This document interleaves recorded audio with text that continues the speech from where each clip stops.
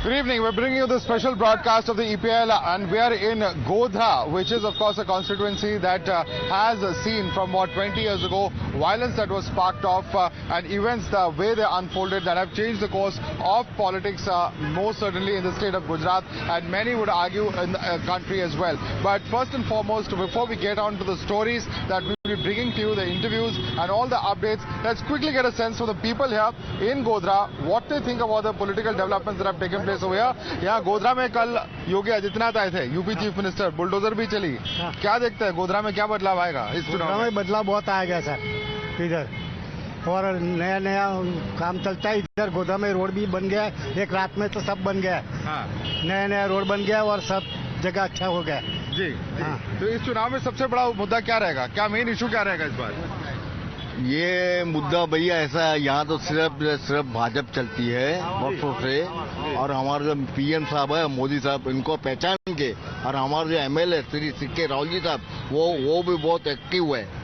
इसी वजह से सिर्फ भाजपा चलती है। Right. All right. We will in fact get back to them on the other issues, including, the fact that the entire Bilkis Bano appeal has happened in just a few minutes. But first and foremost, let's listen to this interview that Times Network Swarali did a little while earlier with Isudan Gadvi. Now remember that he is the chief ministerial face as far as the Aam Aadmi Party is concerned. The Aam Aadmi Party hoping to open its account in Gujarat as far as this entire election is concerned. How will the role of the Aam Aadmi Party be? Will they actually be able to make a huge impact in this poll? Will they just be the spoiler? We'll find out in this interview with Isudan Gadvi. Let's listen in. Right now we are present in Jam Khambaya and we have been joined by Aam Aadmi Party's CM face Isudan Gadvi. Sir, let's talk to him and know about the politics in Gujarat and majorly about the issues of Gujarat. Sir आप हमें ये बताइए, आप खुद journalist रहे हैं, एक इधर से हम शुरुआत करते हैं। आप घूम रहे हैं, काम कर रहे हैं, उसके पहले आपका जो करियर है वो पत्रकारिता का रहा है। क्या लगता है आपको गुजरात के फिलहाल इश्यूज, मुद्दे क्या हैं? देखो, मैंने 16 साल पत्रकारिता की है।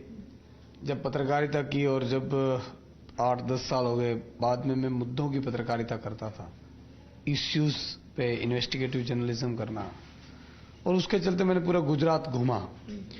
मुझे लगा कि गुजरात में बहुत लोग परेशान हैं, किसान परेशान है, बेरोजगार युवा परेशान है, आप देखो कर्मचारी परेशान है, आउटसोर्सिंग कर्मचारी परेशान है। फिर जब मेरा शो चल रहा था तो लोगों में इतनी उम्मीद आ गई कि लोग मतलब कि मेरे स्टूडियो पे लाइन लगाने लगे कि भाई सुदान भाई को एक छोटी सी मैं रिक्वेस्ट कर देता हूँ, काम हो जाएगा। उन लोगों को ये पता नहीं था कि सुदान भाई के पास सत्ता नहीं है, वो बोल सकते हैं, कह सकते हैं। तो बेसिकली मैंने देखा है गुजरात में 53 लाख किसान है, बहुत परेशान है। किसान की आय बहुत कम है, किसान की बिजली अच्छी नहीं मिल रही है, पानी नहीं मिल रहा है, और सबसे इम्पोर्टेंट चीज दाम नहीं मिल रहे हैं। किसान आज जमीन बेचने पे मजबूर है।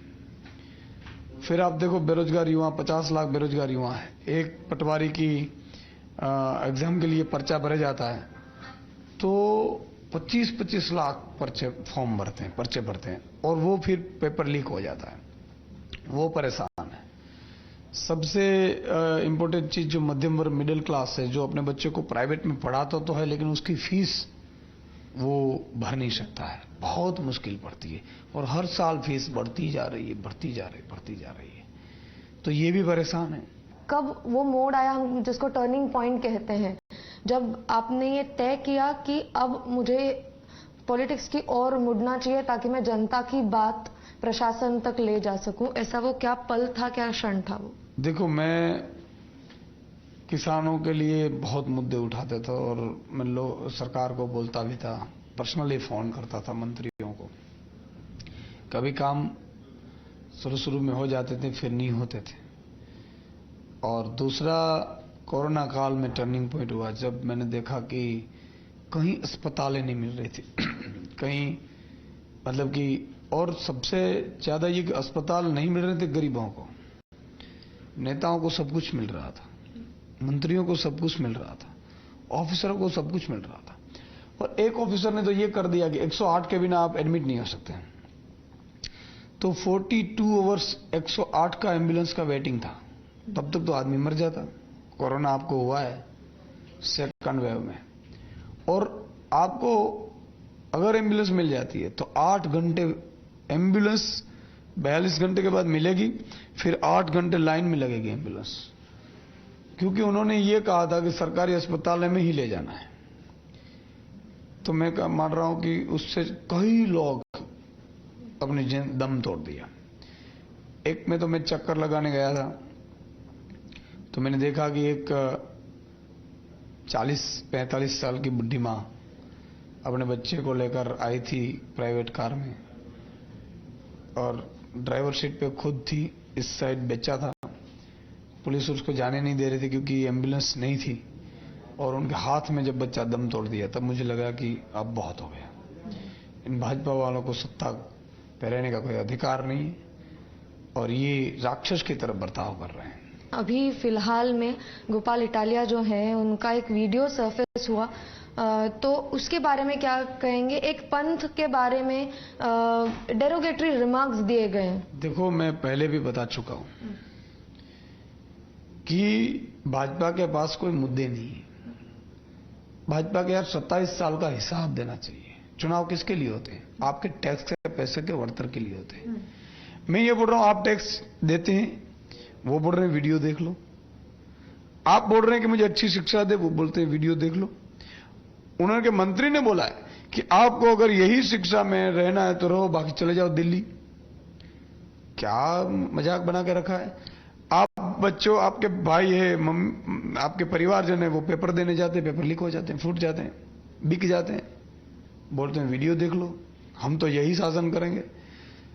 आज मैं प्रधानमंत्री ब्रिटेन की 6 महीने में उन्होंने रिजाइन क्यों दिया?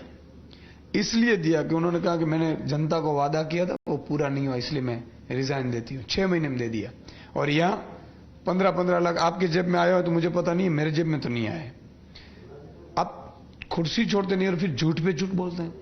गुजरात मॉडल पे भी आएंगे। हमने बहुत मुद्दों पे बात की, चाहे मोरबी हो, चाहे, और मेरे को ये भी जानना है कि फेक लिक्वायर का जो भी प्रमाण है गुजरात में, उससे भी कई मौतें हुई है। हमेशा आपने उस पर स्टैंड लिया है, चाहे मोरबी के लोगों को शिक्षा देना हो, चाहे फेक लिक्वायर पे एक्शन लेना हो, या फिर पेपर लीक हो, आपने हमेशा स्टैंड लिया है। उसके बारे में आप क्या कहें? देखो, मैं पेपर लीक हुआ, हम 100 लोग जेल में गए थे, और आपको ताजुब होगा, अभी तक इतिहास में नहीं बना होगा। आप विरोध करते हो, विरोध करना अधिकार है। हम कमलम पे विरोध करने गए,